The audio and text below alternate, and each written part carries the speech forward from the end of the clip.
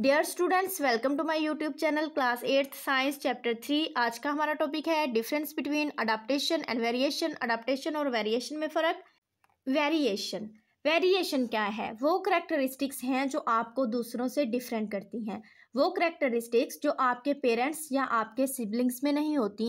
As you already know, जैसे कि आप जानते हैं that the differences shown by the individuals of one kind of organisms one species are called variations. एक ही किस्म के जानदारों के अफराद में पाए जाने वाले फ़र्क को तगय्युरात वेरिएशंस कहते हैं। For example, variation in the height of family, एक ही ख़ानदान के अफराद की हाइट में फ़र्क, ये वेरिएशन है।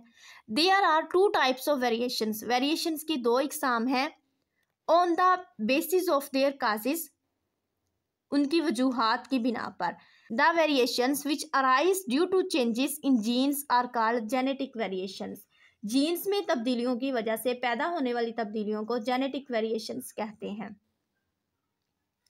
Skin colour, blood type, eye colour, tongue rolling, ये वेरिएशंस हैं जो जीन्स की वजह से होती हैं। Such variations are passed from parents to offspring. इस तरह के तगय्युरात, इस तरह की तब्दीलियाँ, इस तरह के वेरिएशंस वालिदैन से औलाद में मुंतकिल होते हैं। The primary source of genetic variations is mutation. Genetic variations का प्राइमरी सोर्स म्यूटेशन है। म्यूटेशन क्या है? Mutation is a change in the genetic material gene. Mutation विरासती मादे में एक तब्दीली है।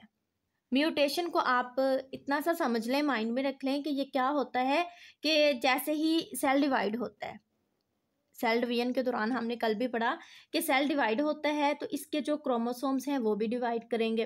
तो क्रोमोसोम्स के ऊपर जो जीन्स हैं या जो बायोलॉजिकल कोड्स की सूरत में इंफॉर्मेशंस हैं उस वक्त वो भी चेंज हो जाती हैं। तो यही चेंज, इसको हम म्यूटेशन बोलते हैं और जो जेनेटिक वेरिएशन की वजह बनती हैं।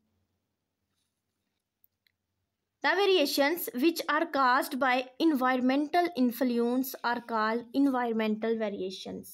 The variations which are caused by environmental influence, वो variations जो environmental माहौलियाती असर की वजह से पैदा होती हैं are called environmental variations. environmental variations कहलाती हैं वो वेरिएशंस, वो तगय्युरात जो माहौलियाती असर की वजह से पैदा होते हैं, इन्वायरमेंटल वेरिएशंस कहलाते हैं।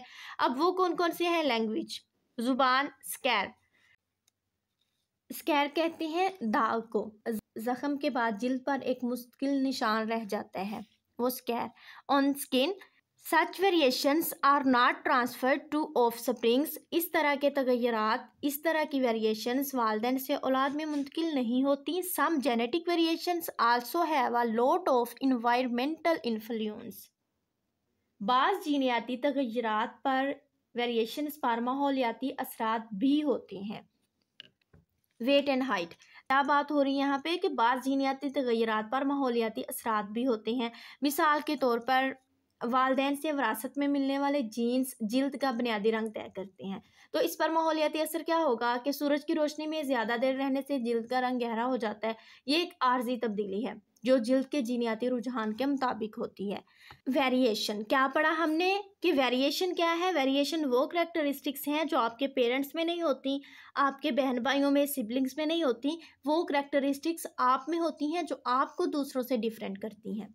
यहाँ पे फिर हमने वेरिएशन की टू टाइप्स पढ़ी हैं, जेनेटिक वेरिएशंस और इन्वायरमेंटल वेरिएशंस। जेनेटिक वेरिएशंस क्या है?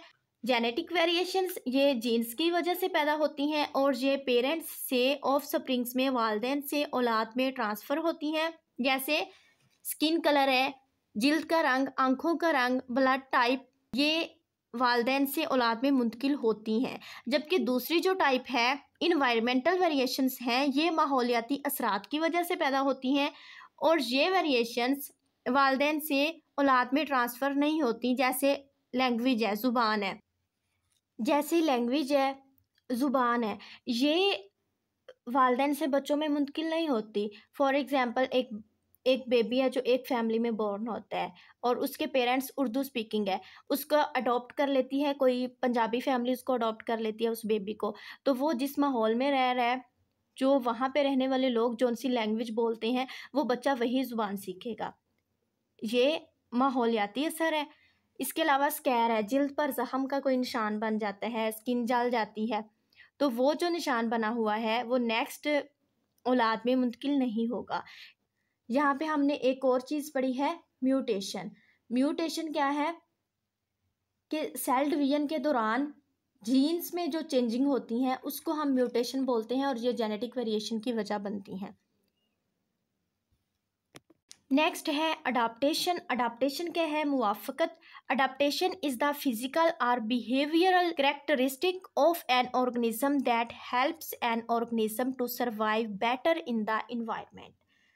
मुवाफ़क़त किसी जानदार की वो जिस्मानी या तर्ज़ अमल की खसूसियात हैं, करैक्टरिस्टिक्स हैं जो इसे माहौल में बेहतर तौर पर ज़िंदा रहने में मदद देती हैं। Living things are adapted to the habitat they live in.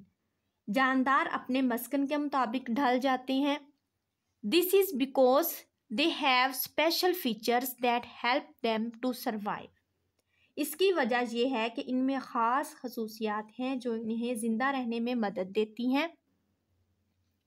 For example, मिसाल के तौर पर animals that live in cold places have adaptations to keep them warm. सर्द इलाकों में रहने वाले जानवरों में ख़ुद को गर्म रखने के लिए मुवाफ़क़त होती है।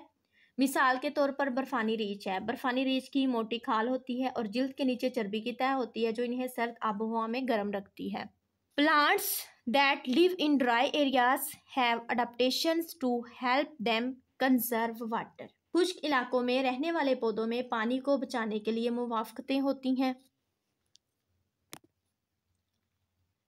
The body of camels shows excellent adaptation for living in the desert. ऊंट का जिस्म सहरा में रहने के लिए बेहतरीन मुवाफ़क़त दिखाता है। They have long eyelashes to keep sand out of their eyes and wide feet to distribute their weight evenly on the sand. उनकी लंबी पलकें होती हैं ताकि रेत आंखों में ना जाए और चौड़े पाँव इनके वज़न को रेत पर यकसा तौर पर तकसीम करते हैं। Their hump can store fats. उनकी जो कोहान है, उनकी कोहान फैट्स जमा कर सकती है। एंड विच कैन यूज्ड, जो इस्तेमाल होती है फॉर लॉन्ग टाइम, लंबे अरसे के लिए, लंबे वक्त के लिए, ज़्यादा वक्त के लिए। तो क्या है कि ऊँटों की जो कोहान है उसमें चर्बी ज़ख़ीरा होती है जो इन्हें खुराक की कमी के दौरान तवानाई फराहम करती है। Plants also show adaptations. पौधे भी मुवाफ़क़त को ज़ाहिर करते हैं। The best example is cactus plant to survive in the desert. The best example is cactus plant. बेहतरीन मिसाल कैक्टस का पौधा है to survive in the desert, सहरा में सर्वाइव करने के लिए। Its stem can store water. इसकी स्टेम पानी स्टोर कर सकती है। The leaves are modified in spines. पत्ते कांटों में तब्दील हो गए हैं। And have thick cuticle on the surface to reduce water loss. और सतह पर मोटी क्यूटिकल होती है ताकि पानी का ज़िया कम हो सके। It has shallow roots that spread close to the surface to quickly absorbs rain water.